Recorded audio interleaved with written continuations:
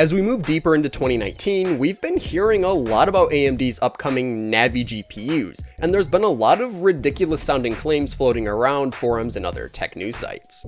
Well, first off, $350 for RTX 2070 killing performance? Yeah, that doesn't really sound right. And $499 for top tier RTX 2080 killing performance? Yeah, that doesn't sound right either. It just seems like there's so many different rumors out there for what we can expect from Navi, and so many of them just seem way too good to be true. So then, if there are tons of fakes out there, what can we realistically expect from AMD's next generation architecture? And how optimistic should we be given that these cards are over a year behind schedule? Before we get into the meat and potatoes of this video, I'd like to take a moment to take a look at Mixcder's new E9 noise cancelling headphones. They sent a pair our way for us to review, and I was actually really surprised by the quality and comfort of the E9 model. Mixcder's new lineup includes wireless noise cancelling technology, and can be connected to your cell phone via a Bluetooth connection or a traditional 3.5mm jack if you're still rocking one of those. Plus, with over 30 hours of battery life, we actually sort of tested this and we got around 31.5 hours of battery life out of them. These headphones make a great charge and go companion for long flights, just to jam out to music with, or even using them as a headset for your PC. And also, for those of you who don't know, I'm a drummer, and using these headphones to run a metronome through actually saves me a ton of time when I'm practicing. These headphones also have another cool feature where you can have a phone conversation through the headphones without having one of those traditional headset style mics. It may seem small and kinda pointless, but it's actually come in handy a few times where I'm listening to music and get a phone call, which is a situation that I honestly thought would never really come up, and I never really thought I'd use that feature, but I did. In all honesty, these headphones offer such high quality at their price point that I would say that they're on even footing with other high-end brands such as Bose. If you're interested in checking out Mixcder, then head to the description and check out the link to their website. Plus, if you use my link to their website, you get 20% off of your purchase, which is a nice chunk of cash. Thanks to Mixcder for giving me the privilege to work with such an awesome product, and if you're interested in checking out their headphones, then go ahead and give it a shot. They're amazing products, and I couldn't recommend them enough. Okay, so the first thing that I think should be addressed right off the bat is performance of the new cards. Mostly the fact that I'm not expecting a huge jump in IPC over Vega. If we take a look at Radeon 7, which still utilizes the Vega architecture, that card offers a decent chunk of extra performance over the Vega 64, and that's with fewer compute units and other technical specifications. But to counteract that reduction in specs, AMD had to use the relatively new 7nm production process as well as a terabyte of memory bandwidth. While yes, the Radeon 7 is an excellent card and competes well with the RTX 2080, you have to keep in mind that this is the performance that we should have expected from Vega 64.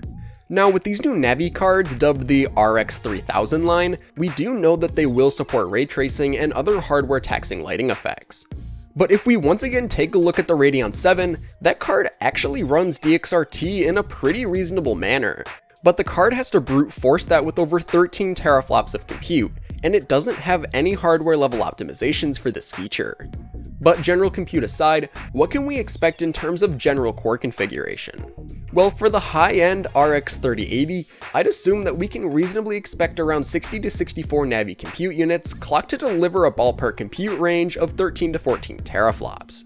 But with these new cards, I'm expecting that a lot of that raw horsepower is going to be used to power through DXRT and other advanced graphical features. Now, when it comes to the RX 3070, I'd say that we can expect anywhere between 50 to 56 Navi compute units, with clocks delivering around 10 teraflops of FP32 compute. Now, for the lower end cards, I'd suspect that AMD is gonna refrain from focusing on DXRT and instead direct core resources to traditional rasterization performance. For the RX 780, I'd expect between 36 to 40 Navi compute units, with dynamic clocks delivering between 7 to 8 teraflops. For the lower end RX 770, I'm expecting around 6 teraflops of compute, and I'm not really sure of what could possibly be in the chip powering that card. In order to make somewhat accurate predictions, we need to first see how the Navi Micr-Architecture handles different use case scenarios, as well as how high these chips are clocked. If they run at higher clocks, they'd need less compute units to deliver more performance, and if the Radeon 7 is any hint of the future, I'm expecting a nice jump in core frequencies.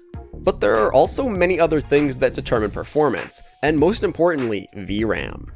For Navi, we really haven't gotten much in terms of memory configuration, but we can reasonably expect either GDDR6 or next-gen HBM memory. In terms of capacity, for the 3000 series cards, I'm expecting 10 to 12 gigs of VRAM, with the lower-end 700 series of cards sporting 8 gigs. This seems reasonable as the lower-end cards would compete nicely with Nvidia's mid-range offerings, and the higher-end cards would hold up better against the RTX 2080 and 2080 Ti. Not to mention that 12 gigs of memory would help to protect the value of the Radeon 7 with its massive 16 gigs of HBM2. Other than compute and specs, the most important aspect of any graphics card is easily its pricing. After all, it's the first thing that we all see, and it can usually be a deal breaker. Now for the 3000 series cards, I'm expecting the RX 3080 to launch at around the $599 mark, with the RX 3070 launching with a $499 price tag. For the RX 700 series, I'm really expecting almost identical pricing to the RX 500 series cards when they first released, and I'm expecting AMD to hit it out of the park once again in the budget space. But with the rumored release date being somewhere between July and September of this year, it's really hard to form a somewhat accurate prediction of this hardware as we know basically nothing. But those are just some of my hunches about the next generation Navi line. I'm expecting these cards to offer a decent value, but I think it's a little dishonest to say that AMD will deliver class-leading GPU technology. AMD has proven to us time and time again that they're more focused on giving us more bang for our buck rather than tossing price aside and going straight for performance. But I really do hope that I'm proven wrong because we really need to see some competition in the GPU market. With Nvidia maintaining market dominance for over 3 years at this point, AMD really needs to hit it out of the park with these releases.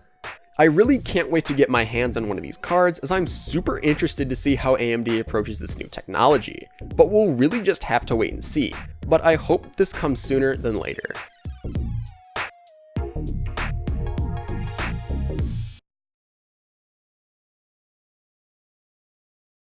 So thank you for watching, and if you enjoyed, don't forget to leave a like and subscribe, and click the bell icon so you'll be notified about all our future uploads. And also tell us, what do you think of our analysis of Navi? Do you think that we were pretty reasonable, or do you think that our expectations were a little too conservative? Tell us what you think. I can't wait to see what you have to say, and I hope you have a fantastic day. So thanks again for watching, and I'll catch you in the next video.